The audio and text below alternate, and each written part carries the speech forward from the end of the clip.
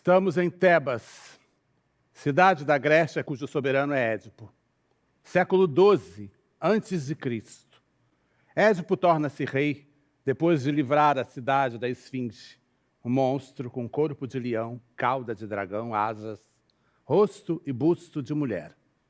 A Esfinge propunha um enigma. Qual é o animal que possui 4 pés pela manhã, 2 ao meio-dia e 3 à tarde? Aquele que errasse a resposta era imediatamente devorado por ela. Édipo decifrou o enigma com a resposta: é o homem. E a Esfinge, sem poder devorá-lo, atirou-se no abismo. Em recompensa pelo feito, Édipo casa-se com Jocasta, a rainha viúva de Tebas, tornando-se rei. Eles tiveram 4 filhos: Antígona, Ismênia e os meninos Etéocles e Polinices. A nossa história começa quando uma peste invade a cidade e a terra adoece. A morte contamina a cidade. Contaminada está a vida pastoril, a vida agrícola. Contaminadas estão as famílias. Há corpos apodrecidos por toda parte. E os incensos já não são suficientes para dissipar o mau cheiro.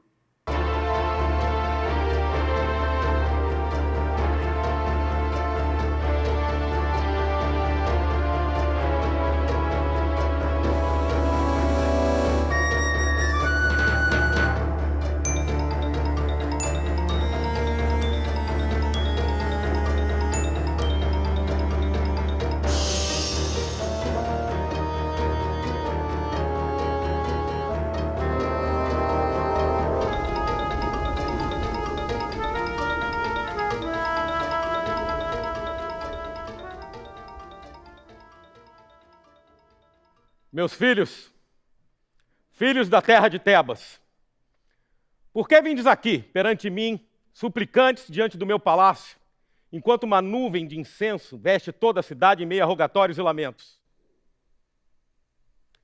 Meus filhos, eu achei que não devia saber por terceiros, assim eu mesmo vim. Eu, vosso rei, de todos conhecido como Édipo, o ilustre.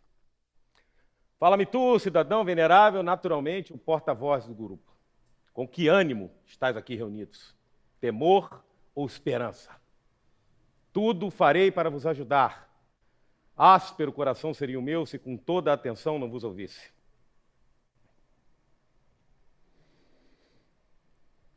Édipo, grande senhor nosso e rei, tu podes ver a idade dos que cercam teus altares. Uns ainda quase em plume, sem forças para grandes revoadas, e outros curvados ao peso dos anos. Sacerdotes como eu sou de Zeus e a nossa mais seleta juventude. O restante do povo, suplicante também, espalha-se pelas praças dos mercados e defronte dos templos.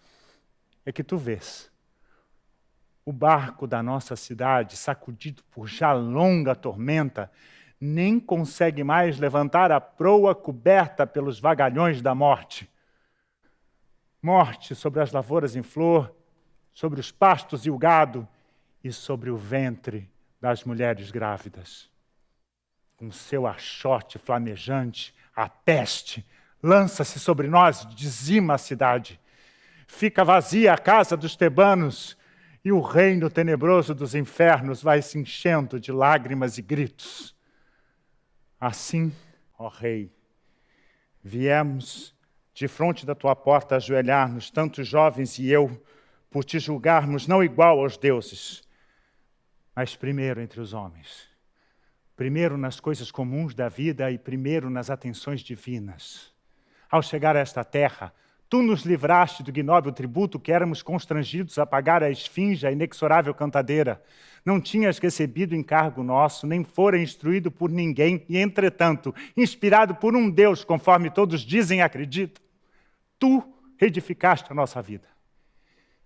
E agora, ó nosso glorioso Rei, é a ti que recorremos suplicantes, para que descubras um remédio, seja por nova inspiração divina ou por tua experiência humana, pois o homem que antes agiu bem, depois só poderá dar bons conselhos. Salva a cidade ao melhor dos mortais, pensa na tua glória, Por teu feito de ontem és nosso consagrado Salvador. Não deixes que lembremos teu reinado como aquele que nos chegou a levantar, para adiante nos deixar cair. Reabilita para sempre essa cidade. Vieste para nós trazendo a sorte, não a deixes mudar. De nada valem, sem homens que os guarneçam, nem os navios, nem as fortalezas. Se hás de reinar sobre esta terra, reina então sobre homens, melhor que no deserto.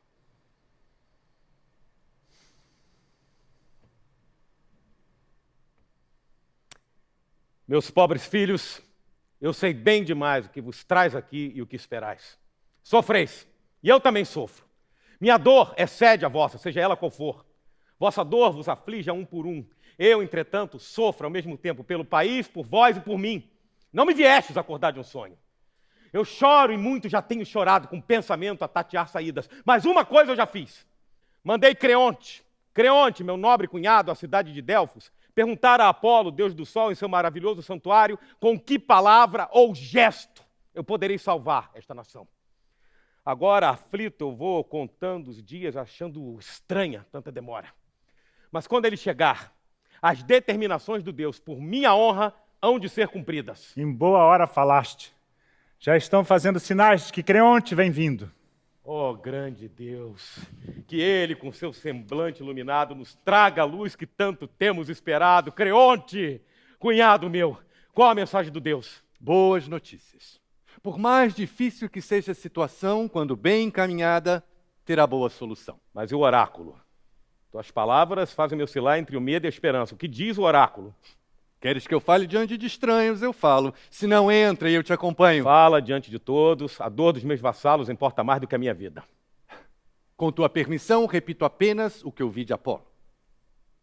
Existe um mal, aqui nascido e aqui cultivado, tornando impura e corrompendo esta cidade. O grande Deus ordena expressamente extirpá-lo.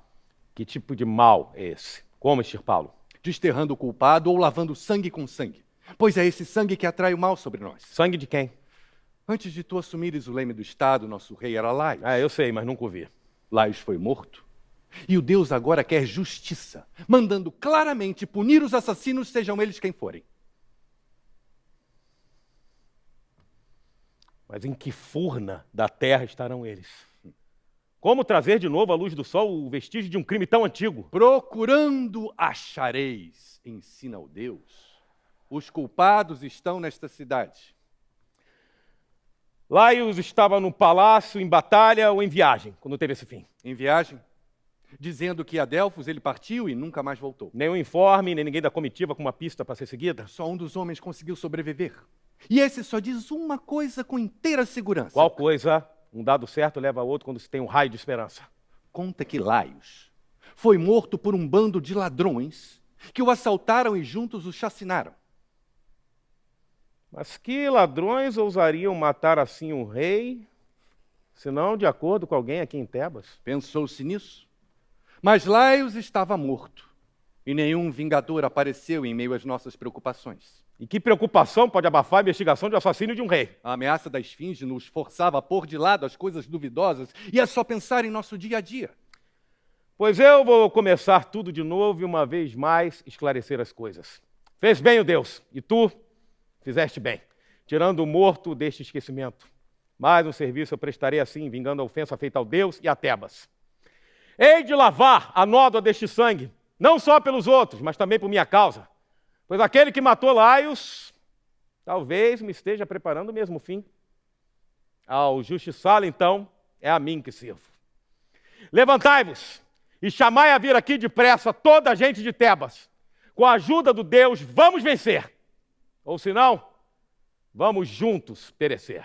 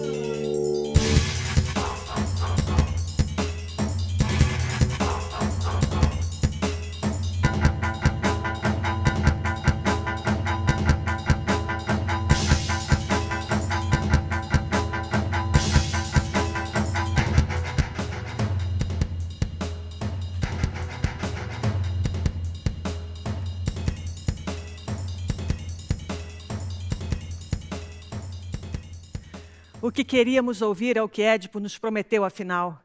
E possa Apolo, que enviou essas mensagens de Delfos a divina, a Tebas a dourada, vir em socorro nosso e livrar-nos da peste. Pois morte por morte a cidade perece. Corpos jazem no chão e não há quem os vele. Nos degraus dos altares, esposas e viúvas fazem o ar tremer de gritos e soluços. Zeus Pai, em cujas mãos cabem todos os raios, acaba de uma vez com o que nos faz mal. Também as tuas setas, ó luminoso Apolo, quisera eu ver lançadas em todos os sentidos por nossa proteção, como também os raios flamejantes de Ártemis varejando os barrancos. E peço mais a ti, Deus inventor do vinho, Baco dos Evoés, a quem Tebas cultua, vem com tua flama, com teu brilhante archote, pôr em fuga o inimigo da gente que te ama. Rezais.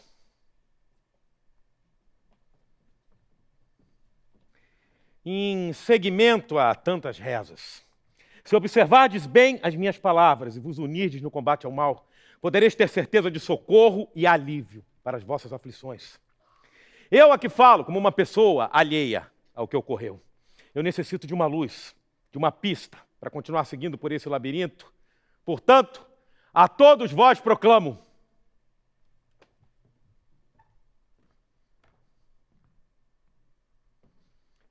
se algum de vós sabe qual foi a mão que matou Laios, eu ordeno que me declare já. Quanto ao próprio culpado, caso esteja com medo de ser denunciado, livre-se do temor denunciando a si mesmo, pois nada irá sofrer. Apenas deixará o país sem qualquer consequência. Ou se alguém conhecer, talvez, um estrangeiro que seja o assassino, não deixe que se cale.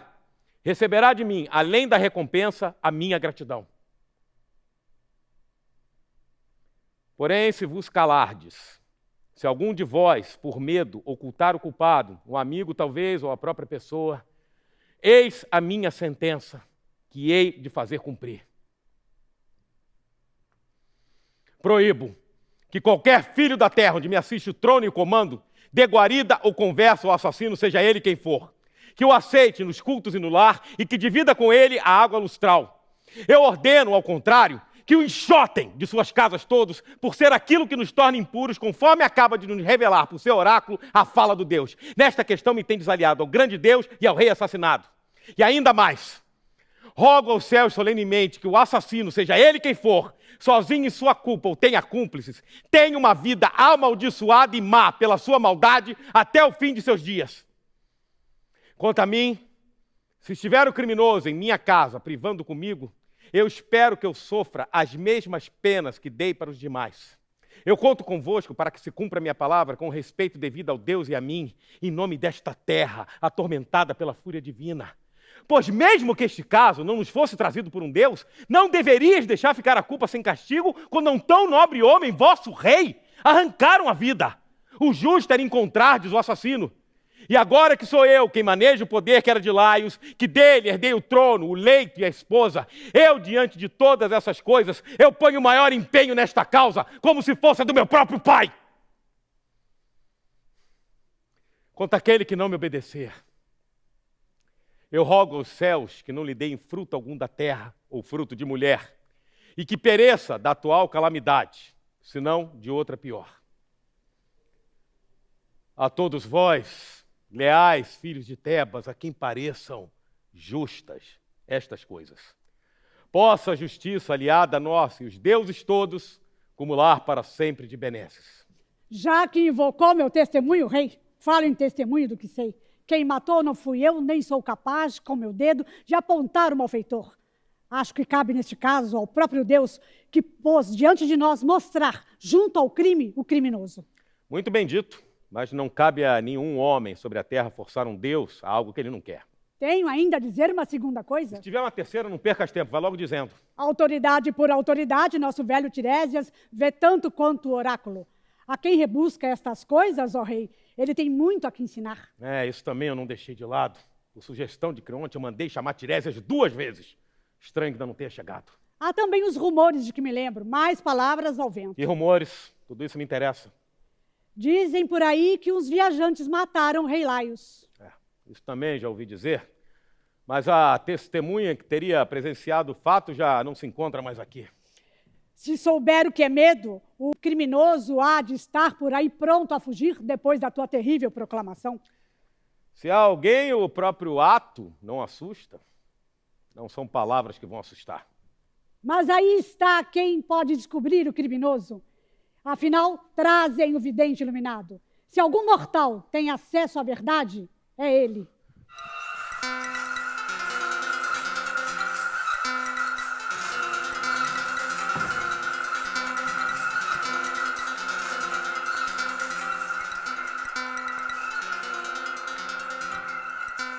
Tiresias, o velho adivinho, sábio e cego. Já foi homem e já foi mulher. Por ter tido essa experiência tão singular, foi convocado por Zeus para resolver uma questão entre ele, Deus dos deuses, e sua mulher, Hera. Quem goza mais, o homem ou a mulher?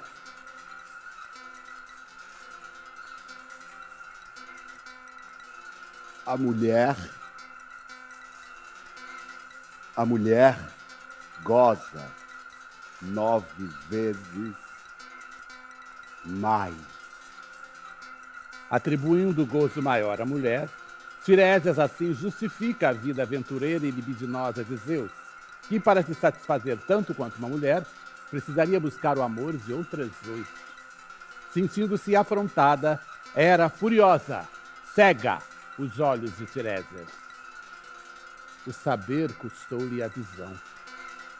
Para compensá-lo dessa perda terrível, Zeus deu-lhe o poder de ver o que os olhos não veem.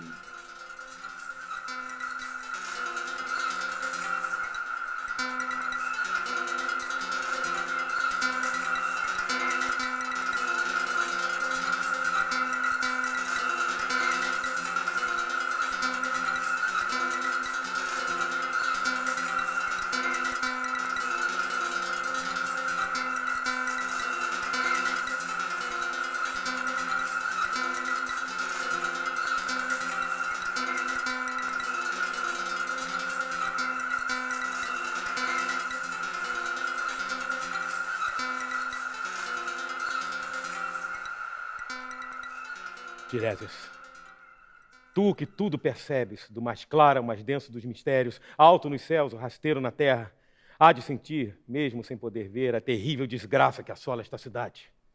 Eis, profeta, por que te procuramos como última defesa e salvação. O deus Apolo, uma consulta nossa, nos fez saber que a única maneira de nos livrarmos deste mal seria desintocar os que mataram Laios e também os matar ou desterrar. Agora tu, fica atento aos avisos das aves e a quaisquer outros sinais e aguça teus poderes de adivinho. Faze por ti, faze por Tebas e por mim. Faze por todos que estão sofrendo pela morte do rei. Em tuas mãos estamos. E a mais nobre missão do ser humano é prestar ajuda ao semelhante por todos os meios ao seu alcance. Deuses! Como é terrível o dom da sabedoria quando não serve a quem o tem. Eu, tão convencido disso, nem me lembrei, senão eu não teria vindo. Que foi? Por que lamentas ter vindo? Deixe-me ir para casa, será mais fácil assim. Tu carregares teu fardo e eu o meu. Estranha palavra tua. Parecerás inimigo do povo que te acolheu se negares resposta. Percebo que falas no momento errado. Não quero incorrer no mesmo erro. Mas pelos deuses, não guarde mais segredo, nós todos te imploramos. É que vós todos, de nada, sabeis. Eu não quero revolver as minhas mágoas para não ter que revelar as tuas. Então sabes e não queres falar. Pretendes atraiçoar-nos e destruir a nação. Se o que eu quero é poupar-nos, a ti e a mim, por que fazes perguntas vãs? Vileza das vilezas! És capaz de enraivecer uma pedra. Não falas, continuas calado até o fim. O que está por vir virá, mesmo que eu o silencie. Mas neste caso, sabendo que está por vir, é tua obrigação me prevenir. Fala! Nada mais tenho a dizer. Agora, se tu quiseres, inunda teu coração com toda a raiva que nele couber. Precisamente. E na raiva eu não guardarei o que me vem à cabeça. A mim me parece que tu tramaste e executaste toda a ação, só não chegando a utilizar as próprias mãos. Não parecesses tu assim tão velho. Eu diria até que a matança foi obra tua e de mais ninguém. É isso? Então ouve. Sobre tua cabeça pende o anátema que teus lábios lançaram. Daqui por diante não tornes mais a me falar nem aos presentes, pois tu és a maldição que pesa sobre Tebas. Tens a coragem de me falar assim e pensas escapar à punição? Eu sempre escapei. Eu tenho comigo a verdade. Eu digo que tu és o assassino do homem cujo assassino procura. Há de te arrepender por isso! Digo que tu, sem o saberes, coabitas com gente tu em sórdida união. Pensas que vai continuar falando assim impunemente? Se algum valor tem a verdade, sim. Tem, mas não para ti. Cego dos olhos, dos ouvidos e do espírito. Pobre coitado de ti, pobre de ti, a quem todos em breve hão de execrar. A existência é uma noite interminável. Não tens nenhum poder de malefício contra quem pode ver a luz do dia. Derrotado serás, é o teu destino. Mas não por mim. Apolo bastará para fazer o que a um deus compete. Invencionice tua ou de Creonte?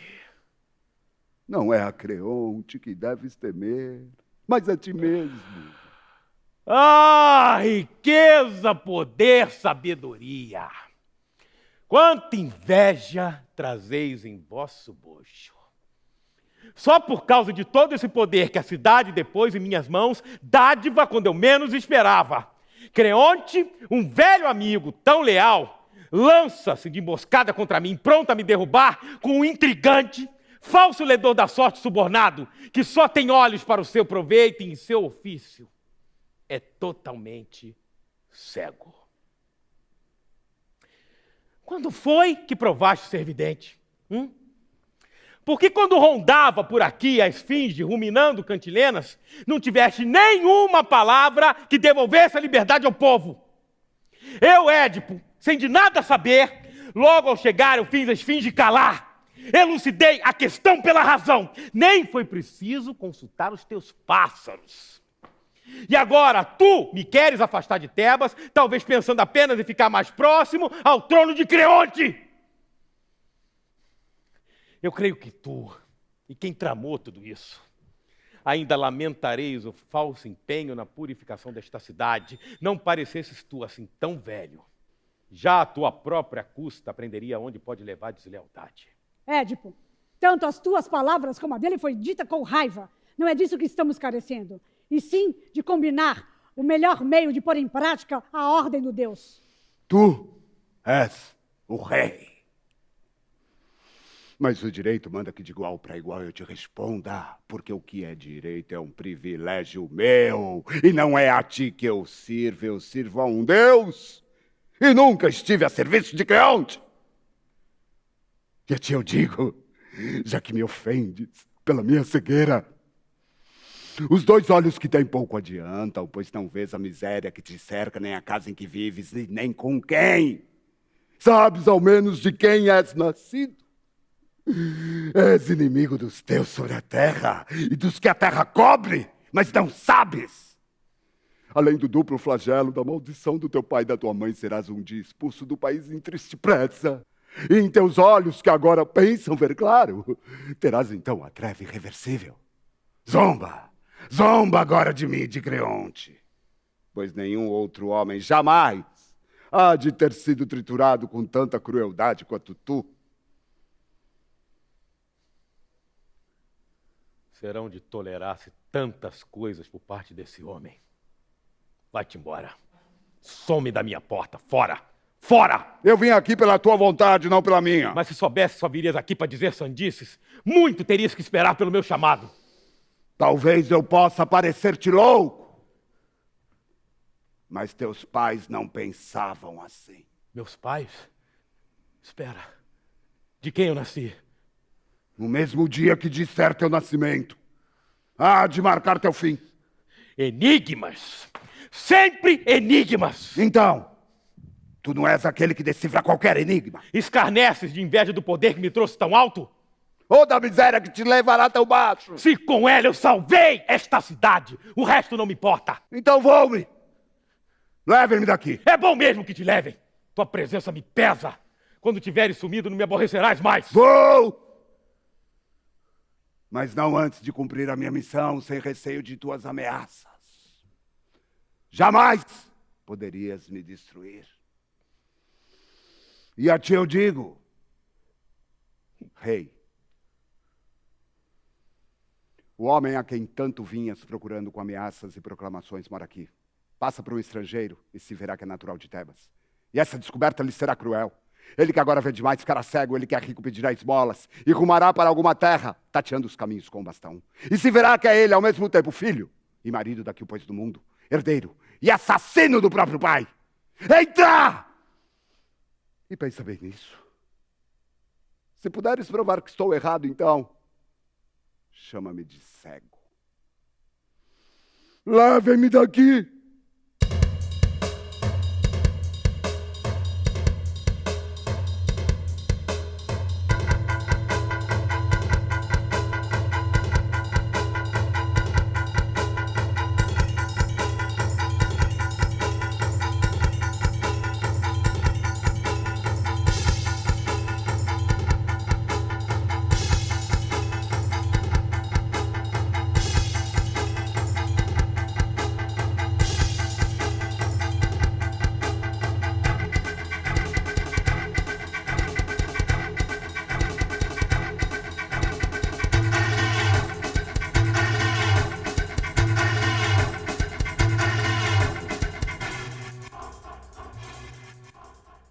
Quem é esse que a voz do oráculo de Delfos acusa de trazer as mãos sujas de sangue de um tão terrível crime? Deveras o adivinho me deixou perplexo. Não creio nem descreio, nem sei o que dizer. Nunca ouvi, nem agora, nem no tempo passado, nenhuma testemunha que merecesse fé dizer alguma coisa contra o nome de Édipo, ou contra o seu empenho de vingar esse crime em nome dos tebanos. O deus Apolo vê o destino dos homens. Mas um mortal como esse, um simples adivinho, que coisas pode ver? Pode uma inteligência brilhar mais do que outra, mas eu, sem antes ver confirmada a denúncia, não iria apoiar esses que acusam Édipo. Num caso não há dúvida. Quando a esfinge atacava, ele provou ser sábio e amigo da cidade. Assim, meu coração, sem ter provas, se exime de lhe acusar de um crime.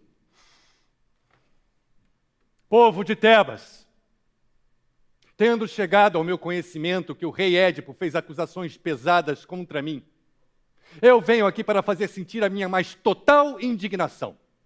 Se, em meio à presente calamidade, ele pensa que eu lhe fiz algum mal por atos ou palavras, e como isso me dói, não hei de viver todos os meus dias com a suspeita dessa calúnia.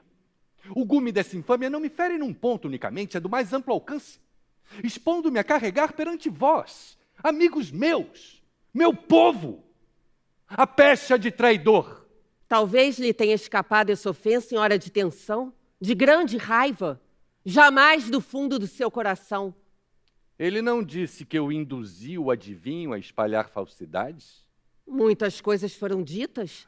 Com que sentido eu não sei. Isso foi assacado contra mim com um olhar firme, e firme o pensamento. Não sei. Não tenho olhos para o que fazem meus senhores. Ah, estás aí! Pois tens o atrevimento de vir à casa onde matas o dono, ver a coroa que esperas roubar. Vamos! Em nome dos deuses, confessa. Covardia ou inépcia viste em mim que te animasse a tramar esse golpe? Julgaste que eu, ingênuo, não veria no escuro a cobra preparando o bote, ou que, vendo-a, não me defenderia? Não serás tu, ingênuo, pretendendo, sem servidores e amigos, um trono que com força e riqueza se conquista? Ouve-me agora. É uma resposta franca, para que julgues com discernimento.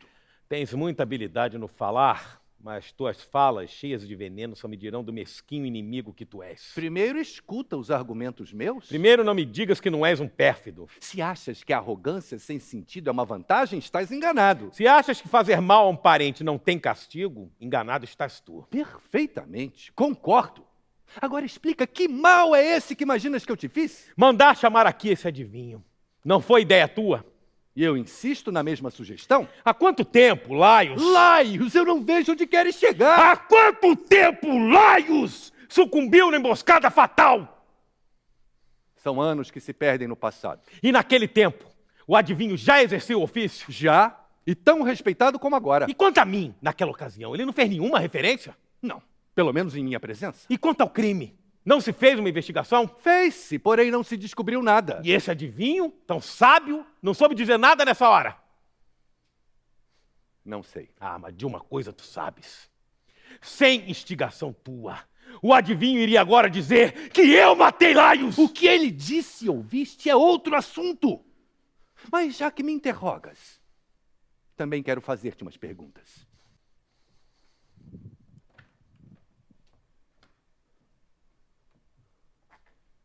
Tu não desposaste minha irmã? Sim. Reinas com ela em termos de igualdade? De mim ela tem tudo o que deseja. E não sou eu, junto aos dois igualado, a terceira pessoa desse estado? Isto torna mais vil a tua traição. Segue o meu pensamento e mudarás de ideia. Achas que alguém preferiria reinar cercado de preocupações em vez de ter a sua vida em paz com os mesmos poderes? Eu não experimento necessidade alguma de ser rei, se tenho já todas as regalias que um rei poderá ter. E que mais pode um homem desejar? Eu tenho tudo quanto tens de bom, sem ter nada com que me preocupar. Por quê? Trocaria eu minha vida pela tua? Não conspira quem nada ambiciona. Se queres uma prova, vai a Delfos e vê se eu não te trouxe exatamente as palavras do oráculo divino. Depois, se descobrires que eu tramei alguma coisa com esse adivinho, condena-me à prisão e à morte mesmo. Não por mera suspeita e prepotência, mas por dupla sentença, tua e minha. Tão errado é sem provas absolver, como é errado sem provas condenar. Afastar um amigo é como escorraçar a própria vida, bem que tanto se preza. Mas só com o tempo hás de compreender isto. Só o tempo mostra a bondade de um homem. Já a maldade se vê no mesmo instante. São palavras bastante ponderadas de quem caminha e não quer tropeçar. Há sempre grande perigo num julgamento apressado. Quando o conspirador tem pressa, eu preciso ter pressa também. Se eu ficar esperando, aumenta o risco. Ele triunfa e eu sou derrotado. O que tens em mente para mim? Desterro? Não. Enterro. Para mostrar bem claro a coisa perigosa que é a inveja. Não estás sendo justo. Justo para comigo, eu sei que eu sou. E por que não também para comigo? Não, tu és falso. E se estiveres fora do juízo? Um rei é para reinar. Mas não quando reina mal. Escutai o meu povo! Teu povo, meu também! Parai com isso, príncipes! Já vejo em boa hora sair do palácio a rainha Jocasta. Ela é capaz de convencer-vos a fazer as pazes.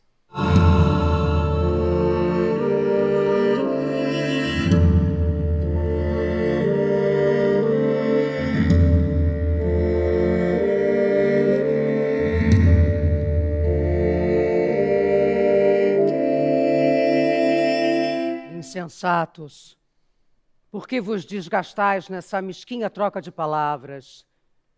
Não vos vexais de vossas miudezas, quando o país está sofrendo tanto. Entra, meu rei. E tu, Creonte, vai-te para os teus aposentos. Não é hora de se dar curso a motivos menores. Mas minha irmã, Édipo, teu senhor, não me deixa escolha, senão a morte como conspirador.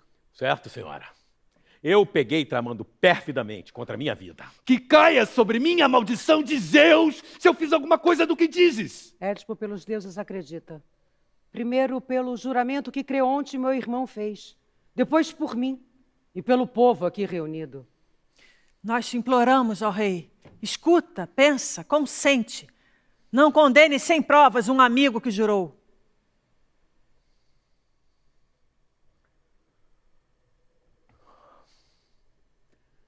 Eu deixo partir. Não por mim, por vós é que consinto. Aonde ele vá, meu ódio seguirá. Tu te mostras tão rude no perdão como nas horas de maior furor. Mas temperamentos como o teu ferem mais do que aos outros a quem os tem. Tu, por que não te vais? Deixa-me em paz. Irei. Injustiçado por ti, mas não por eles. Entrai, senhora, e levai vosso homem. Só depois de saber o que ocorreu. Meu rei, explica. Qual o motivo que tanto te enfureceu? Senhora, eu explico, pois eu te considero mais que os outros todos. O motivo é a trama de Creonte contra mim. Que trama? Como foi que começou? Ele me acusa da morte de Laios. Fala por ele, ou por ouvir dizer. Tomou como porta-voz um adivinho vendido. Ele é bastante sagaz para se comprometer. Então estás acima de qualquer suspeita. Não há pessoa alguma neste mundo que prediga o futuro de ninguém, Édipo. Eu digo e provo. Laio certa vez recebeu um oráculo, dizendo que ele estava predestinado a morrer pelas mãos do próprio filho, dele e meu. Ora, Laios, ao que consta, foi morto por salteadores, onde se encontram 3 grandes estradas. Nosso filho, aos 3 dias de nascido, Laios mandou alguém abandoná-lo na parte mais deserta da montanha, os tornozelos presos por um grampo. E assim o deus Apolo ficou sem meios de fazer com que Laios fosse morto pelo próprio filho, coisa que mais ele tinha pavor. E são assim, meu rei, todas as profecias. Não te inquietes, Édipo, não te inquietes. Quando um deus tiver algo de muito importante a dizer, ele sozinho se fará compreender. Que deslembranças, que desassossego em minha alma, rainha, ao te escutar. Que angústia mais é esta? Tu não disseste que Laios foi morto onde se encontram 3 grandes estradas? Era essa a versão ainda corrente? Em que lugar foi isso? Onde se bifurcam as estradas de Delfos e Dáulia. Há quanto tempo? A notícia chegou nesta cidade pouco antes de estares no poder. Zeus, o que me reservastes? Édipo, isto também te atormenta? Não perguntes. Que idade Laios tinha? Como ele era? Era alto? Na cabeleira, uns fiapos de prata. Pouca coisa diferente de ti. Pobre de mim, rainha. Talvez eu tenha lançado terríveis maldições contra mim mesmo. O que estás dizendo, meu rei? Tu me assustas. Um pressentimento horrível. Talvez o adivinho visse de fato. Dize ainda uma coisa para esclarecer. Ele viajava com pequena escolta ou como um chefe com grande aparato? Eram ao todo 5, incluindo o arauto. Laios ia em um carro. Tudo claro como a luz do dia. Rainha, quem trouxe a notícia a Tebas? Um servo. O único sobrevivente. E estará ele na casa essa hora para que eu possa vê-lo? Não. Logo depois, quando ele te viu no trono de Laios, me suplicou, segurando minha mão, que deixasse partir para o campo nas pastagens do gado, onde nunca mais visse essa cidade. Podes mandar buscá-lo depressa? Posso, mas para que isso? Eu soltei a língua mais do que convinha. Rainha, eu preciso ver esse homem. Ele virá. Mas e eu? Não posso saber o que tanto aflige o meu rei? Pode, eu não tenho segredos para ti. Senta.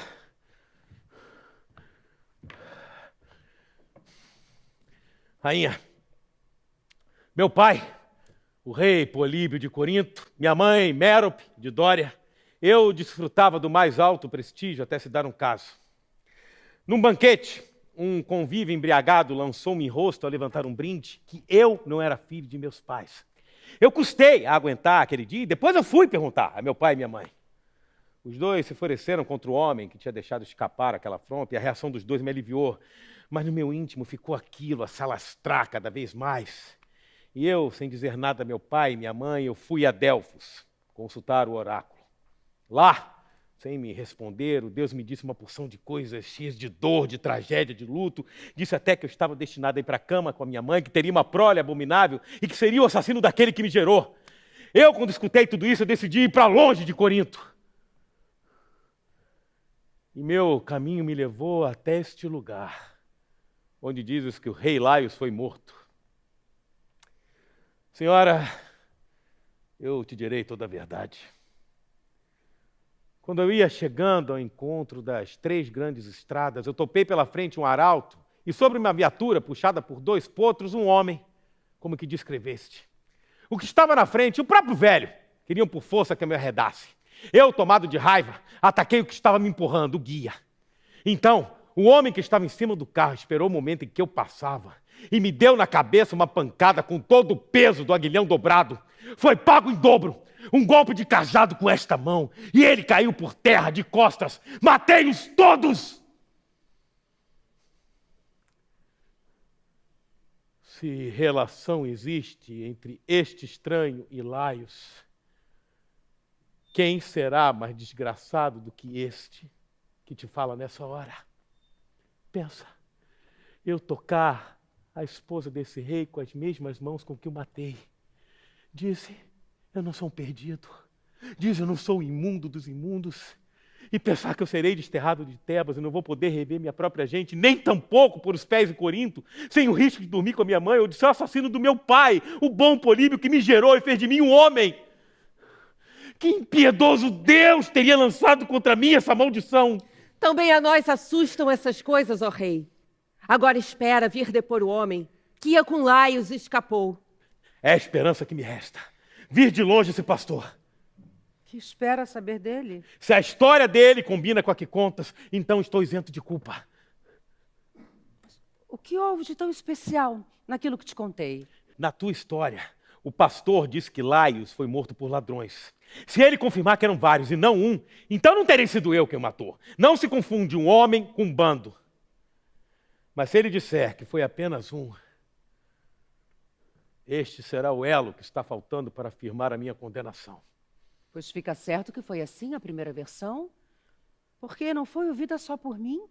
E mesmo que esse tal pastor conte uma outra história, não provará que a morte de Laios combina com o oráculo. O Deus disse expressamente que Laios seria morto pelas mãos do filho. E este filho, coitado, morreu. Morreu sem fazer mal a ninguém. Profecias, meu rei? Profecias? Pois eu não olho mais de um lado a outro a cata de sinais. Tens razão. Tens razão. Mas eu preciso ver esse pastor. Manda trazê-lo aqui. Ele virá. Mas agora vamos entrar.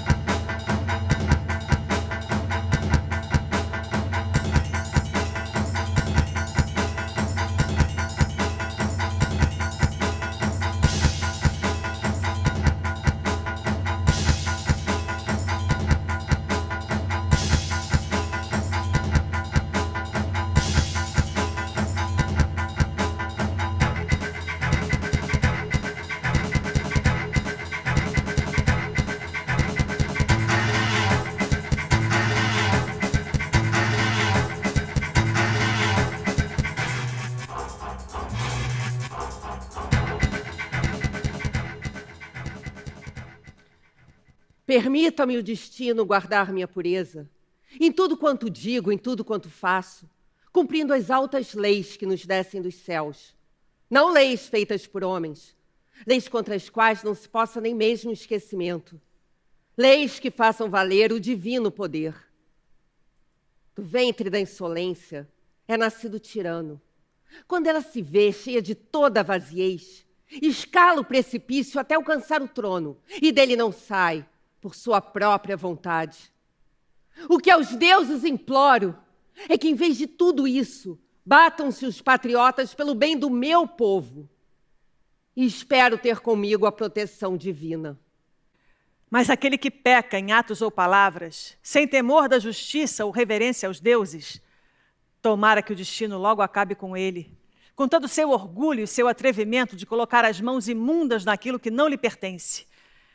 Zeus poderoso que comandas o mundo, se forem verdadeiros os mandamentos teus, não escape tal crime ao teu poder eterno sobre todas as coisas. Agora já se diz que a profecia é nula e ao deus Apolo não rendem devoção? Vai-se a religião. Nobres de minha terra, tive a inspiração de visitar os altares dos deuses, levando nas mãos um ramo de flores e oferendas de incenso.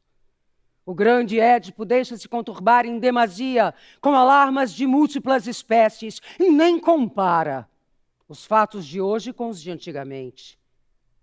Fica assim à mercê de quem lhe traga a palavra mais trágica, vendo que não resultam mais minhas ponderações.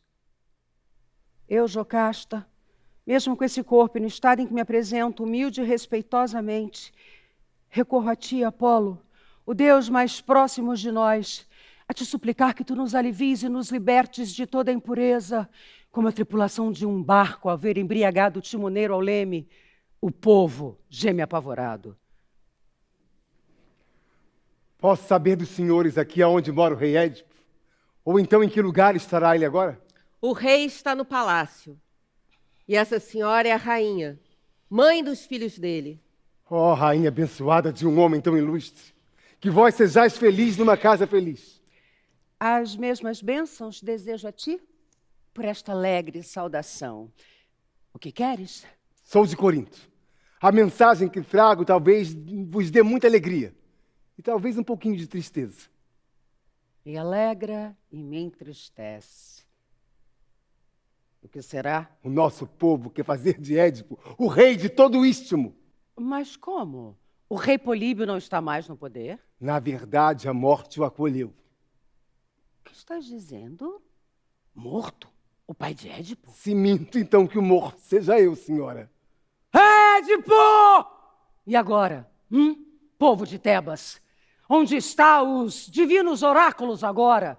Políbio era o homem de quem Édipo fugiu por tanto tempo com pavor de vir assassiná-lo. E agora Políbio está morto, morto, sem que Édipo ao menos o tocasse. Jocasta, minha rainha, tu me chamaste? Ouve este homem e vê como terminam as terríveis profecias. Quem é? Que notícias traz? É de Corinto. Diz que o rei Políbio, teu pai está morto, Édipo, morto. Como, estrangeiro? Conta-me tu. Se é necessário repetir, o rei Políbio está morto já debaixo da terra. Doença ou traição? Quando a idade é avançada, a menor brisa leva o homem ao último repouso. Foi de doença, então, que ele morreu? Sim, e dos longos anos que viveu. Então, mulher, por que temer oráculos de Delfos ou os pássaros com seus gritos sobre nossas cabeças que me predestinavam a assassinar meu pai? Ele está morto já debaixo da terra, eu nem sequer pus a mão numa lança. As profecias, assim como Políbio, estão mortas. Mas não era isso que eu te dizia há tanto tempo? Mas eu estava surdo pelo medo. Agora, acalma o teu coração, esquece isso. Não deveria eu temer ainda dormir com a minha mãe? Mas o que tem a temer um homem? Fraco joguete da sorte que do futuro nada sabe. O melhor é ir vivendo a vida. Não tenhas medo da cama da tua mãe. Quantas vezes em sonho o homem dorme com a mãe. A vida é bem mais fácil, meu rei, para quem dessas coisas não cogita. Em tudo isso eu quisera acreditar, mas enquanto ela viver eu hei de ter medo. Mas, meu rei, a morte do teu pai já é uma luz na escuridão. Enquanto ela estiver viva eu não estarei seguro. Quem é essa mulher que te dá tanto medo? É Mérope, a esposa de Políbio. Que tem ela para temeres tanto? Um desígnio terrível que o oráculo traçou para mim. Pode ser revelado a um estranho? Não é segredo. Foi profetizado que eu dormiria com a minha mãe e mataria meu pai. E por causa disso te condenaste ao exílio. De certo. Eu não queria tirar a vida quem me deu a minha. Já que eu te vim trazer boas notícias, eu vou te livrar também desta agonia. Não te liga, Políbio, nenhum laço de sangue. O que estás dizendo? Políbio não é meu pai? Ele é tanto teu pai quanto eu. Mas ele sempre me chamou de filho. Das minhas mãos, ele te recebeu como um presente meu. Eu te achei numa várzea de Citerão. Que fazias por lá? Pastoreava. Mas naquela hora fui eu quem te tratei. Tu me tratasse como? O que é que eu tinha? Querem saber? Olhe os teus tornozelos. Por que lembrar minha velha ferida? O grampo que te prendia pelos pés, fui eu que o removi.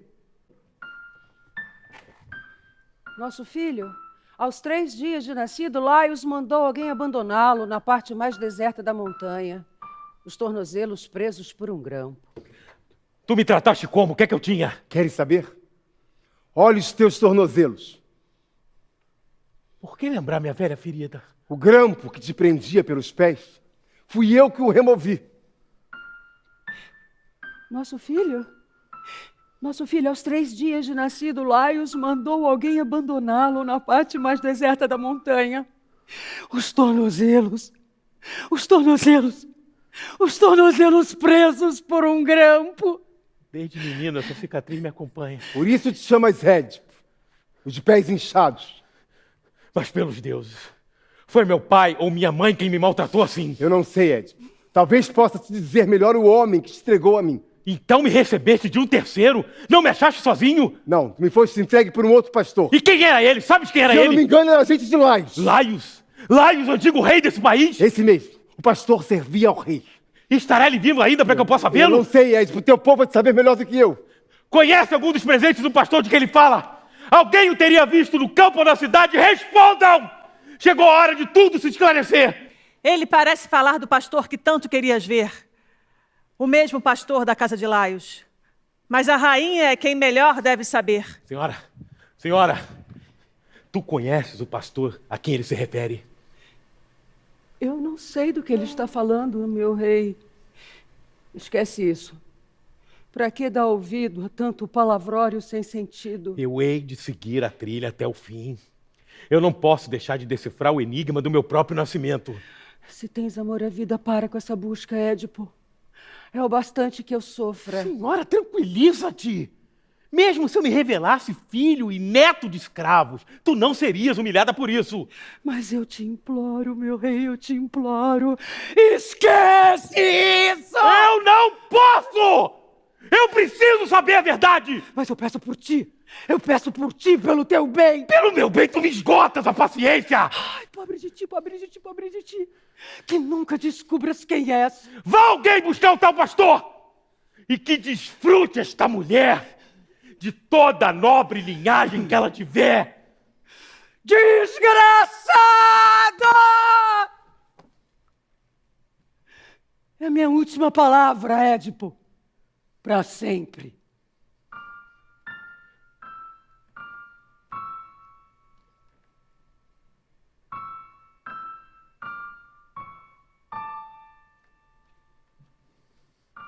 Édipo, a rainha foi-se embora tocada por uma profunda mágoa. Por quê? Depois desse terrível silêncio, receio que se forme a tempestade. Que venha a tempestade. Eu insisto em saber a minha origem, por mais baixa que ela seja. Talvez ela, em seu orgulho, despreze meu humilde nascimento, mas eu que sinto ninho favorito da fortuna, que esparge as sementes do bem, eu desconheço qualquer humilhação. Eu sou filho da sorte, irmão das luas. Seja no esplendor ou na miséria, eu tenho a companhia das estrelas. Nascido assim, eu não quero ser outro que não eu. E saberei quem sou.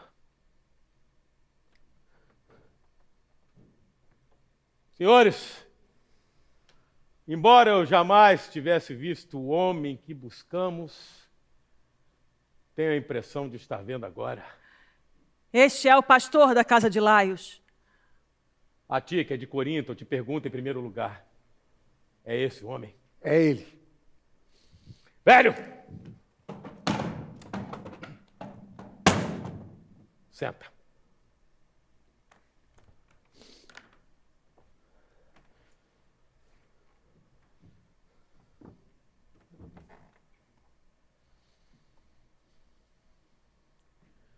Agora, velho, olhe bem para mim e me responde.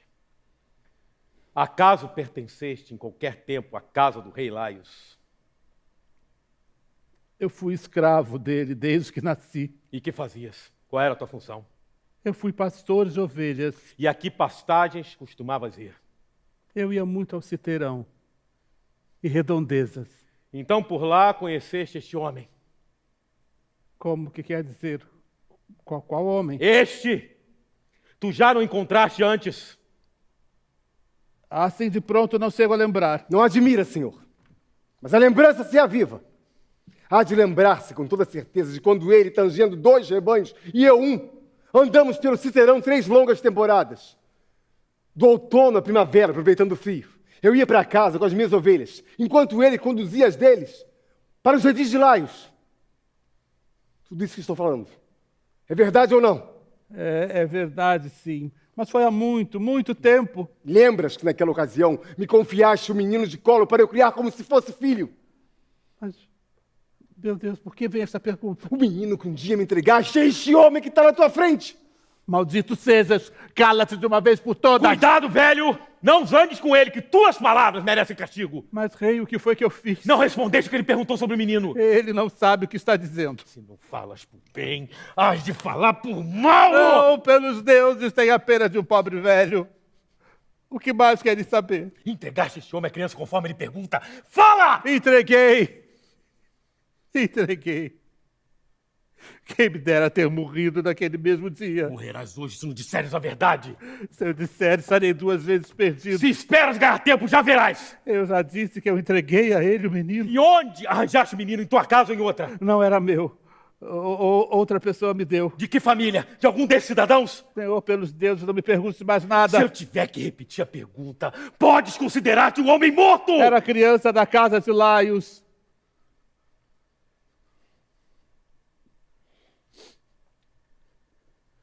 Filho de escravo ou parente do rei? Pobre de mim. Dependo do que eu disser. E eu do que ouvir. Mas eu quero saber. Fala. Pois então, fique sabendo que o menino diziam ser filho do próprio rei. A tua esposa lá dentro do palácio talvez possa explicar melhor do que eu. Ela. Quem te entregou o menino foi ela. Sim, majestade. Para quê? Para eu matá-lo. A amaldiçoada fez isso com o próprio filho. Medo de uma terrível profecia. Que profecia? O menino matar o próprio pai. Então por quê o entregaste esse mensageiro? Porque eu tive pena. Eu tive pena. Então eu pedi a esse homem que o levasse para a cidade dele, mas agora vejo que o reservou a pior das sinas. Pois se tu és em verdade aquela criança, aceito para ser muito, muito infeliz.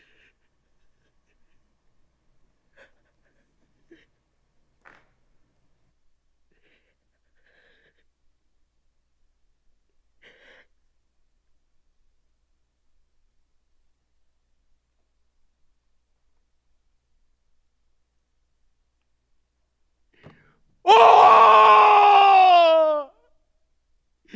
Oh! Oh!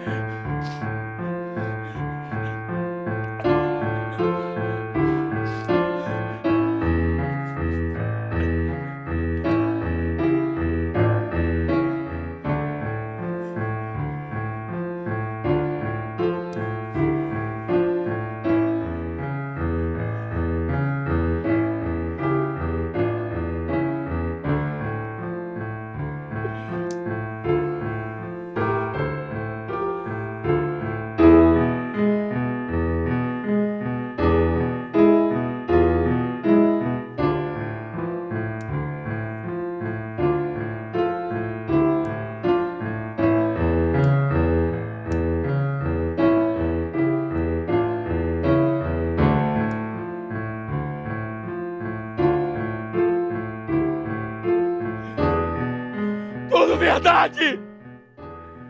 Filho maldito! Marido maldito! Maldito assassino do próprio pai! Luz do dia. Eu não quero mais te ver.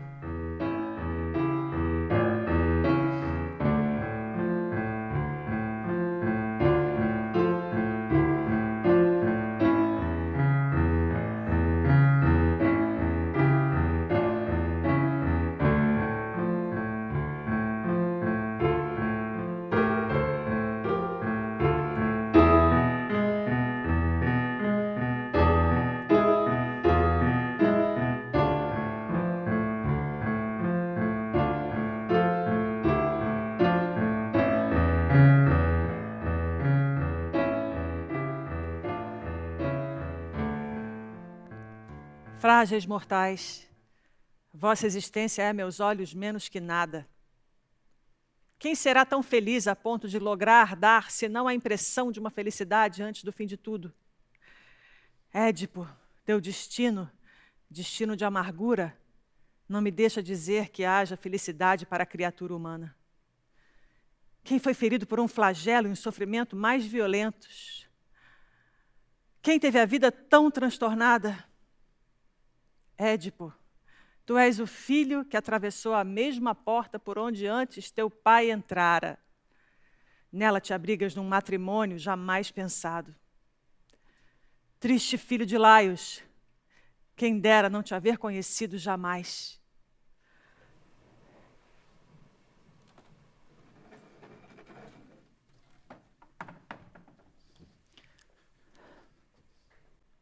Senhores, senhores, vós que tanto respeito mereceis nesse país, ainda mais chorareis pelas coisas que haveis de ver e ouvir, se como patriotas bem-nascidos ainda prezais nossa dinastia.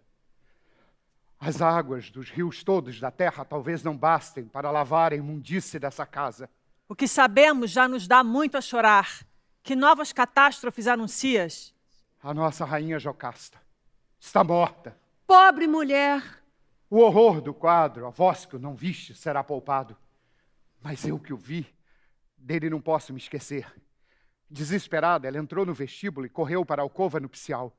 As duas mãos arrancando os cabelos, bateu com força a porta atrás de si e gritava: Laios! Chamando o marido há tanto tempo morto, mas pensando no filho que matou o próprio pai e que da mãe teve monstruosamente uma prole de infelizes. Gemia contra o leito nupcial, onde, coitada, havia concebido filhos do filho e era mãe do marido. Como afinal morreu, eu não sei dizer, pois entrou Édipo aos gritos. Ele pediu uma espada e bradava: Onde está minha mulher, que não é mulher alguma? É um útero danado que me pariu e pariu os filhos meus. E nessa alucinação, algum poder guiou-lhe os passos, e num gemido horrível, como se algo o empurrasse, ele atirou-se contra as portas, rompendo as dobradiças, e num instante entrou e deparou com a esposa enforcada, um laço corrediço no pescoço. Ao vê-la, num gemido sufocado, ele desamarrou a corda, e quando o corpo desmoronou no chão, o que se viu foi mais um espetáculo de horror. Ele arrancou os alfinetes de ouro da roupa da rainha, levantou-os e os enterrou nos olhos, imprecando: Olhos meus, não vereis mais essa culpa nem essa vergonha. Nunca mais vereis o que não deveríeis ter visto nunca, e para todo sempre só vereis a treva. Enquanto que muitas vezes, não muitas vezes, ele erguia as mãos e ia ferindo os olhos, e a cada golpe uma chuva de sangue lhe saltava das órbitas, tingindo os dois, o marido e a mulher. Tem sido venturosa até agora a sina desta casa. Mas de agora em diante, tudo quanto for desgraça, desastre, luto, morte, pranto, lamentação, tudo o que há de mal sobre essa casa se verá. E ele? Onde estará ele agora? Arrebentai os portões, grita! Vinde, tebanos todos, ver o que foi do pai, o matador, e o da mãe. Eu não ouço dizer, essa palavra não cabe em minha boca. Ele exige que o expulsem dessa terra para que não recaia sobre a sua casa a maldição que ele mesmo lançou. Já não tem quase forças, nem ninguém para guiar-lhe os passos. Sofre mais do que pode um homem suportar. Vejam, já estão tirando as trancas dos portões. E assim tereis ante os olhos um quadro que ao mais cruel inimigo há de dar pena. Ai de mim! Ai de mim! Pobre de mim! Onde estou? Para que fui nascer? O meu destino, aonde quero chegar? A treva indescritível que me move, nuvem que não consigo dissipar. Ai de mim! Se existe um mal maior que o próprio mal, este é o quinhão de Édipo. E não me venhas dizer que não fiz bem assim. Eu já não careço de conselhos. E se ainda soubesse de algum meio de se fazer silêncio nos ouvidos, eu vedaria ainda mais essa triste carcaça e me faria, além de cego, inteiramente surdo. Ah, Citerão, por que tu me poupaste? Por que não me consumiste? Eu vos suplico, enfurnai-me em algum lugar longe daqui, ou acabai de vez comigo, ou atirai-me às profundezas do mar onde ninguém me veja. Não receeis tocar com vossas mãos o infeliz. Unicamente sobre mim e sobre ninguém mais recairá meu infortúnio. Édipo, aí vem Creonte, teu sucessor, única pessoa capaz de te atender e aconselhar. E agora? E agora que palavras lhe direi? Que ânimo terá para comigo que tão mesquinhamente o distratei? Não venho aqui para zombar de ti, Édipo, ou reprovar tuas ações. Vós outros, se não tendes nenhum respeito à criatura humana, respeitai ao menos a luz do sol, que tudo vê e tudo determina. Não deixeis tão a nu tamanho horror, que nem a terra aceita, nem a chuva, nem a luz. Creonte, expulsa-me para longe daqui onde ninguém possa falar comigo. Por mim, eu já teria feito isso. Mas antes mandei consultar o Deus para ver se já acreditas nele. Eu acredito e, humildemente, eu te peço. A que ficou lá dentro, morta, manda enterrar conforme o ritual que agora assiste a ti, como irmão. Quanto a mim, deixa que eu vá morar pelas montanhas do Citerão, que dizem pertencer-me, porque meus pais há tempos escolheram para eu morrer por lá. Meus filhos homens, Creonte, já não requerem maiores cuidados, saberão defender-se. Mas minhas pobres filhas inocentes, que se sentavam no meu colo à mesa, elas duas, eu te peço, consente agora que eu as possa afagar uma vez mais minha dor, eu te suplico. Basta de lamentos. Vamos. Creonte, eu estou pronto. Leve-me daqui. Mas eu quero comigo minhas duas filhas. Vai, mas deixa as meninas. Não me tire minhas duas filhas! Não queiras dar mais ordens! Obedece! Teu poder terminou.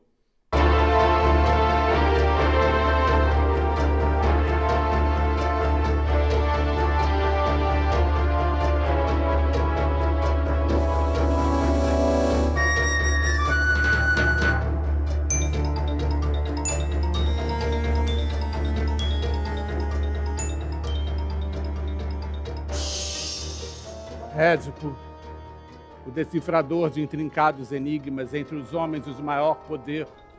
Quem não invejava sua sorte agora, em que mar de tormento ele se afunda? Por esta razão, enquanto uma pessoa não deixar esta vida sem conhecer a dor, não se pode dizer que foi feliz.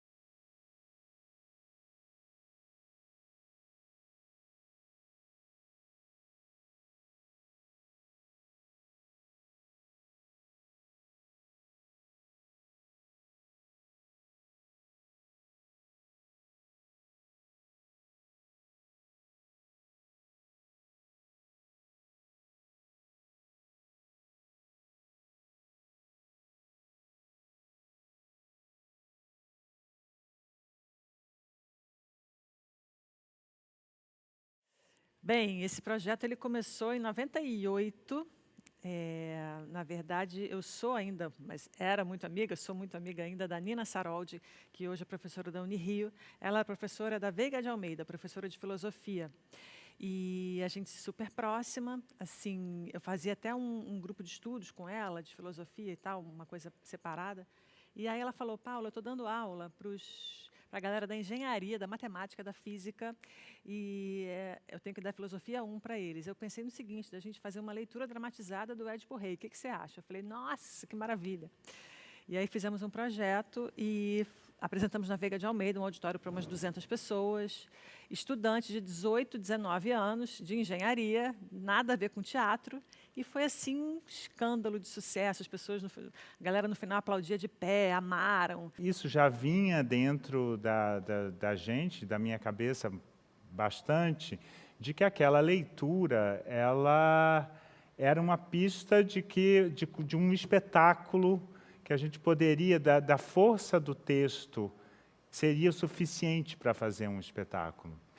E quando um amigo nosso, o diretor Ivan Sugarrara, ele nos ofereceu uma pauta no Teatro Café Pequeno, que ele pegou para administrar, a gente não tinha peça nenhuma. E eu acho que veio um insight de que daria para fazer o Édipo com quase nada. A gente não tinha patrocínio, não tinha nada, e aí eu juntei a companhia e propus. O que vocês acham de a gente fazer Édipo sem nada? E aí estava na época dos especiais da MTV, que eram os acústicos, que se chamavam Unplugged, né? Inclusive, é um termo estrangeiro, que eu também nem gosto muito, mas acabou que era uma brincadeira, uma forma de está dizendo que a gente estava transformando o Édipo, não só deixando ele mais contemporâneo, trazendo ele para cá, deixando ele mais jovem, mas também reduzindo ele à essência, tirando o máximo de coisas possível. Então, assim, a ideia era fazer com o teatro, as paredes do teatro, as cadeiras do teatro, cada ator com sua roupa. Não se produziu, entre aspas, um figurino, cada um trouxe uma roupa, a única coisa era preto e jeans, all-star ou qualquer tênis, era uma coisa cotidiana, onde a gente anulasse a figura do figurino para um básico de hoje em dia, onde qualquer um pode usar. É tudo muito simples, então é tudo muito fácil de produzir, de viajar e tudo mais. Então, assim, os figurinos, por exemplo, são roupas cotidianas. Claro que tem um estudozinho de uniformidade e tudo mais, mas é simples. A luz, apesar de ter um desenho um pouquinho mais elaborado também, é quase toda branca, só em um momento que tem um colorido. Então, também são coisas bem simples.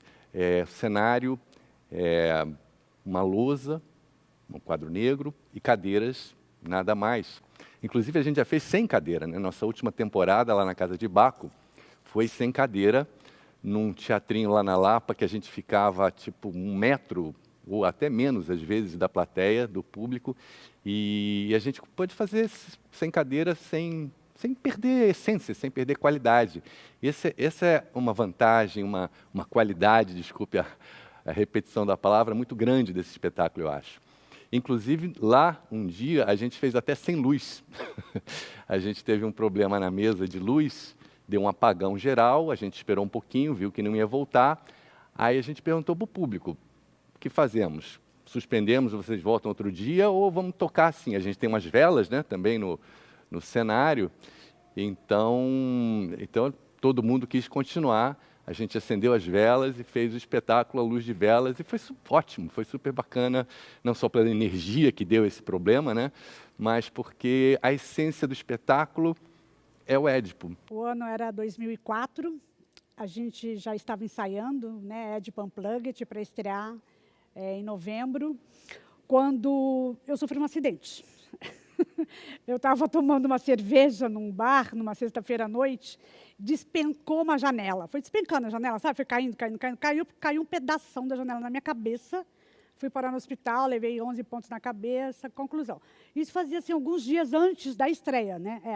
Aí eu não pude fazer a peça, porque eu tive que ficar de repouso e tal. E então eu sempre fiquei assim, nas coxias. Hoje, pela primeira vez, eu vou fazer a peça. Então, estou estreando hoje aqui, né? Primeira vez que eu subo no palco para fazer esse espetáculo. Então, para mim, é de uma felicidade enorme de poder estar nesse espetáculo tão lindo, né? Tão bem cuidado, uma caixinha, assim, uma joia isso aqui, né? E estar com esse elenco, com esse grupo todo, né? Tá assim, conciso, porque aqui estão os 11 componentes da companhia, e fechar esse ciclo aqui de 30 anos, de aniversário, aqui nesse teatro maravilhoso, onde tudo começou da companhia. Somos uma companhia, já tínhamos um pouco essa dinâmica, mas acho que no Édipo ficou mais pulsante. Todos os personagens, ou quase todos os personagens, 2 atores revezavam. Então, a gente acabou criando, eu e o Telmo. Eu, quando fiz a leitura, peguei o gosto por fazer o personagem. Não era um personagem que eu achava que eu podia fazer, foi por conta da leitura. Mas aí eu fui dirigir com a Paula e quis continuar fazendo, mas dividindo com o Telmo, para até poder ficar de fora também. E por que isso? Essa dinâmica foi muito saudável para a companhia, né? A Rose Abdala dividia com a Daniela Oliverti, o Nelo Marrez dividia com o Cláudio Tiso. Nós tivemos várias pessoas revezando no coro, né? Além da Paula Sandrone e da Isla Iclet, tínhamos o Fabrício Belzoff, a Cristina Mairink. O personagem é fantástico, né? E acho que e é muito emblemático fazer hoje, né? O que a gente está vivendo no meio de uma pandemia. Édipo, apesar de ser um líder capaz de cuidar do seu povo no meio de uma peste, ele não conseguiu. Apesar dele ter todos os recursos, inteligência, vontade, preocupação com o povo, coisa que alguns governantes não têm, ou não têm nenhuma, esse homem incrivelmente capaz não conseguiu. E por causa do destino, que já havia lhe reservado um papel.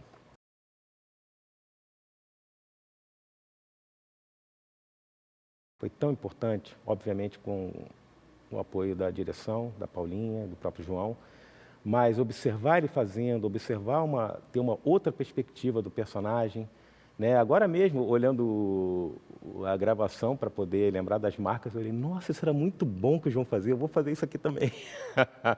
E isso...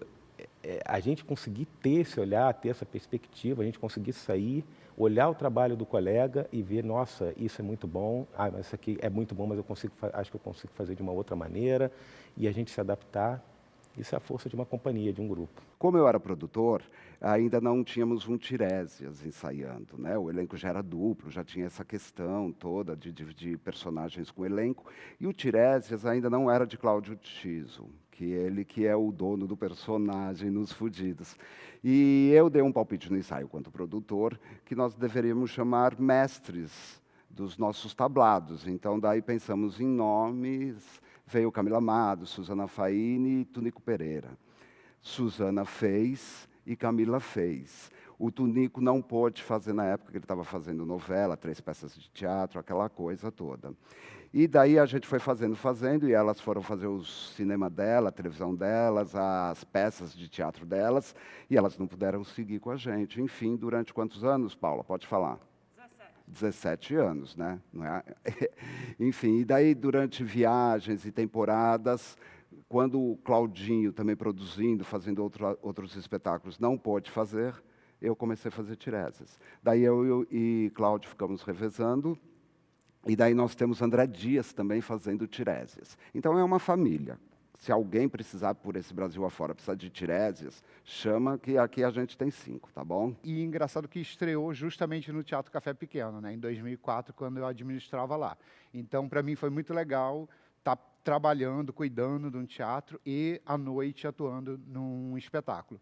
Depois fizemos em 2006 um repertório da companhia, né, que a gente ganhou da Funarte. E aí nós fizemos 4 espetáculos lá no Teatro Glória. O Édipo era um deles, né? E também para mim foi muito legal, porque eu tinha trabalhado com a Bujanra 3 anos nesse teatro, então eu tinha um carinho muito especial pelo Glória. E aí voltar lá, anos depois, fazer o repertório foi muito emocionante, muito legal. Amo fazer o espetáculo O Édipo, já fiz vários personagens. É um espetáculo que eu amo demais fazer. E agora, a gente voltando aqui para gravar aqui nesse teatro maravilhoso, que a gente conviveu mais de 10 anos, sei lá, de 5 a 10 anos, a gente fez milhões de peças aqui maravilosas. E agora também voltando a fazer essa gravação aqui. Uma lembrança que eu tenho gostosa foi no Teatro Santa Isabel, lá em Recife. Aquela arquitetura neoclássica, aquela coisa de 1850, quando nós nos vimos naquele palco, né? Assim, todos nós de jeans, camiseta, e aquela casa lotada. Ah, só me lembrar agora, eu emociono, foi emocionante demais. E no final, todo mundo aplaudindo, horas e horas, depois teve aquele papo no finalzinho, incrível. E lá do Recife foi o nosso Bye Bye Pernambuco, né? Nós entramos numa van, 12 pessoas com cenário, figurino, muito amor, fé e coragem, e desbravamos o Pernambuco com o nosso Édipo Unplugged. E a primeira cidade, quando nós saímos do Recife, nós fizemos Caruaru, que é a cidade mais próxima de Recife. É uma cidade de passagem, Caruaru, tem uma feira muito grande, é uma cidade bem movimentada. Mas nós fizemos a apresentação de Édipo no domingo. E domingo, geralmente, é um dia triste de se fazer teatro, eu acho. Um dia que está sempre uma plateia meio final de semana, enfim, final acabando a temporadinha ali. Eu me lembro que era uma plateia mediana, não tinha muita gente, isso eu não lembro. Mas foi uma apresentação num domingo, assim, bem calma. Tava, a cidade de Caruaru é uma cidade muito efervescente, estava uma calmaria no domingo à noite. Aí, quando acabou, nós abrimos para um debate na plateia. É da tragédia, tem uma obscuridade, né? E o Édipo tem essa obscuridade o tempo inteiro. E é engraçado, porque é tudo obscuro no Édipo, e quando ele descobre, se torna tudo muito claro, né? E depois, aqui, na nossa peça, para representar a cegueira do Édipo, a gente optou por um blackout. E o blackout é escuro, é blackout, porque já foi muito claro. Isso é muito interessante, né? Todo escuro é porque já foi muito claro, por isso se tornou escuro. É tão claro que cega. E quando nós abrimos a plateia, eu me lembro que um rapaz muito simples falou. Engraçado, quando ele ficou cego, eu fiquei tão estarrecido que eu fechei os olhos para não ver a cegueira dele. Eu falei, gente, olha que bonita essa cegueira que reverbera, né? Ele fechou os olhos para não ver a desgraça do Édipo, quer dizer. Então, tinha um blackout em cena, tinha a cegueira do Édipo, tinha toda aquela claridade que se tornou obscura de novo, por isso ficou escuro, e ele fala que fechou os olhos para não ver a cegueira do Édipo. Gente, como muito essa cegueira reverberou. Como é potente, como é simples. Na verdade, simples. Existe uma tradução na qual a gente se baseia, que é do Geir de Campos. Eu e a Nina, a gente fez todo um trabalho de corte. A gente cortou muito das falas dos cânticos, né? Aquela palavra esquisita, os coros, né? Plural de coro é coros. Então, a gente cortou bastante, porque eles ficam horas falando dos deuses, coisas que não têm mais sentido. Então, a gente deixou, mas bem menor. A gente pegou algumas frases que eram melhores em outras traduções, mas a base é Geir de Campos, que é um grande tradutor, traduziu muito Brecht também, enfim, um cara incrível, e a tradução também ajuda demais, né? Não é uma tradução simples, essa palavra assim que chega bem no público.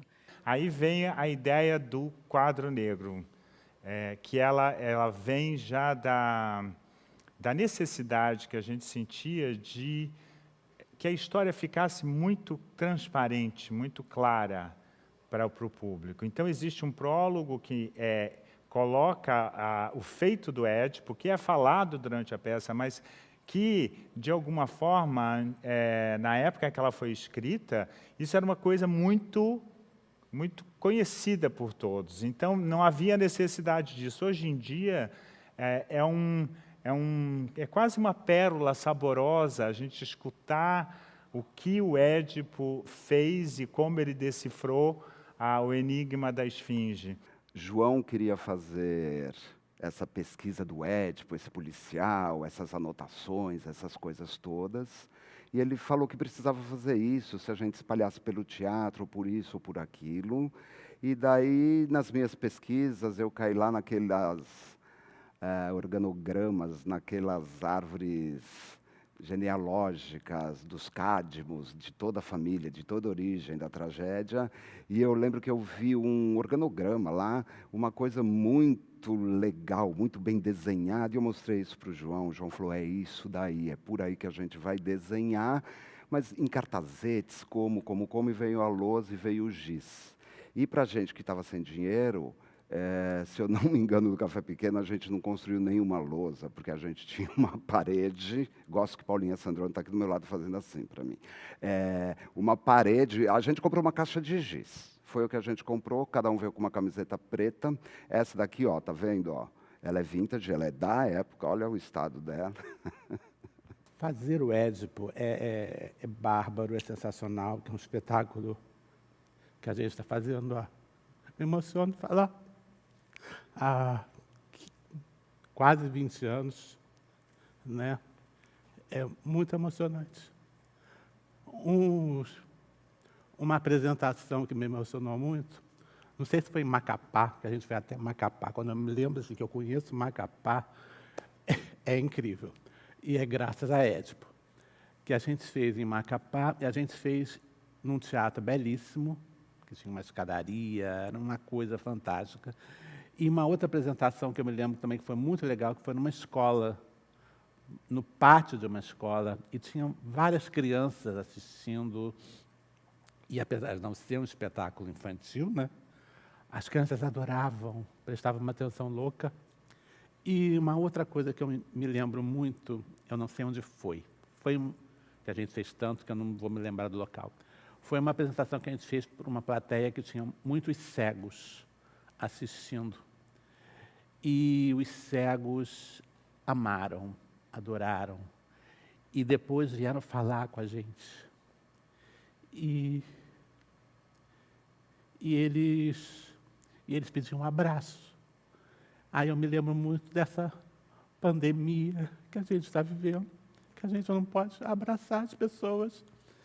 E lá as pessoas emocionadas vinham abraçar a gente e agradecer. E foi muito lindo isso, foi muito lindo. A companhia, através da Secretaria de Cultura, foi fazer oficinas nas escolas parques, tanto do Complexo da Rocinha quanto no Complexo do Alemão. E, em contrapartida, a gente teria que apresentar uma peça, a gente combinou de apresentar uma peça na Rocinha. E aí a gente apresentou para a comunidade e para alguns alunos que fizeram as oficinas. E durante a apresentação, também foi uma apresentação super concentrada. Assim, eu percebi que as pessoas estavam realmente tentando aproveitar aquela oportunidade que elas estavam tendo ali naquele momento. E isso foi muito emocionante. Quando acabou o espetáculo, a gente abriu para um debate. E aí o que mais me encantou foi ver que um senhor, lá no fundo, ele estava aos prantos. E aí a gente resolveu conversar com ele, saber por que ele estava tão emocionado, né, o que tinha levado essa emoção. E, pela minha surpresa, ele nunca tinha ido ao teatro na vida. Ele tinha uns 60, 70 anos, ele nunca tinha estado num teatro, ele não sabia o que era aquilo. E ele estava completamente mexido, completamente emocionado. E aí a gente percebeu que outras pessoas que estavam ali também nunca tinham estado num teatro antes. E, assim, a minha emoção foi tão grande, e essa coisa do destino, na verdade, o destino me pregou uma peça, porque eu fui lá achando que eu estava indo levar entretenimento, arte, cultura para aquelas pessoas, né? E, na verdade, mexer com elas, né? O que realmente aconteceu, mas o que eu não esperava é que eu fosse ficar tão modificada, tão mexida. E essa é a verdadeira troca do teatro, né? A verdadeira emoção do teatro. Eu, quando lembro disso, meus olhos ficam marejados, porque foi assim, de todas as apresentações que a gente fez do Édipo, essa foi uma das que mais me marcou, justamente por isso. Foi adaptado de uma forma onde vários tipos de público conseguem entrar na história, que é uma história criada há séculos atrás e que ainda se torna atual.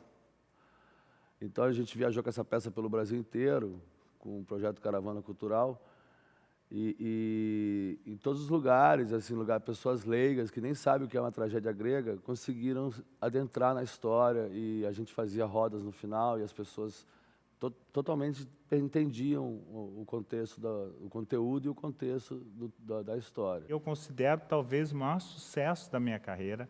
Acho que talvez seja a peça, sucesso que eu digo comercial, é muito engraçado isso, porque em proporção de investimento e o que a gente conseguiu, talvez seja o maior sucesso. Assim, a gente deve ter feito na época, com R$3.000 no máximo de investimento, e a gente está há 15 anos fazendo esse espetáculo. A gente já ganhou o palco giratório do Sesc, a gente já fez ele em muitos lugares, quase todo o Brasil, em várias temporadas, e sempre ele vai muito bem, é sempre bem recebido. Então, eu acho que talvez seja um dos maiores sucessos da minha carreira, o que é realmente uma coisa inusitada. Você pensar, jamais pensaria que um espetáculo, uma versão do Édipo, sem nada, que é feita da maneira mais simples possível, ela pudesse chegar a isso. Isso só comprova a força de um texto que é realmente, toda vez que a gente se depara com ele, é de uma beleza e de uma... É tão bom de falar, é tão prazeroso contar essa história, falar esse texto, e é por isso que ele tem essa força até hoje. E, infelizmente, no momento que a gente está vivendo com essa pandemia, ele chega a ser quase um filme de terror para a gente. Eu falo um texto agora no começo da peça do sacerdote que me dá calafrios de pensar que o que eu falo, que foi escrito há sei lá quantos mil anos atrás, está acontecendo.